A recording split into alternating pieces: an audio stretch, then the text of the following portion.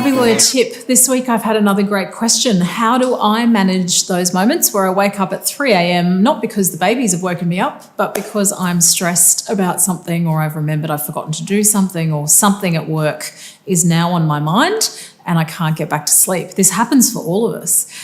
So a couple of things about that. I know when I think back on my career, in my early years as a lawyer, this happened a lot, and I would think, oh my gosh, my life is over, I've forgotten to do that thing, or I've forgotten to return that call, or, oh, what's happening with that file? I haven't looked at it for a while.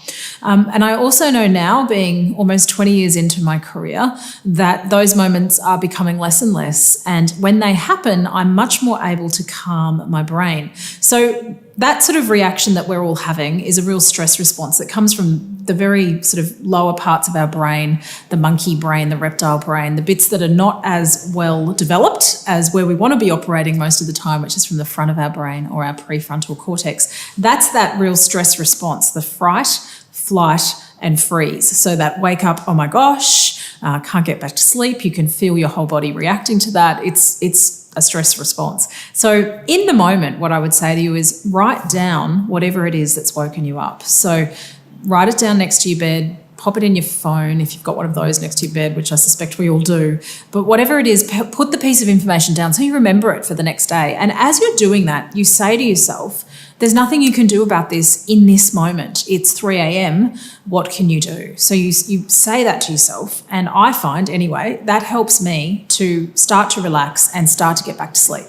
I also now can say, 20 years in, that those moments or those things are never seemingly as bad as they seem at that time. So that I also say to myself, Clarissa, you've done enough of this in your years to know that how you feel right now in this moment won't last. And in a week's time, you won't even remember what this is. And that is my way of calming myself down and putting things back into perspective, and remembering that often these sort of stress responses are heightened and unnecessary. So they're my sort of key tips on how do you deal with the, oh my golly, I forgot to do it, or something's happened and you're waking up in the middle of the night.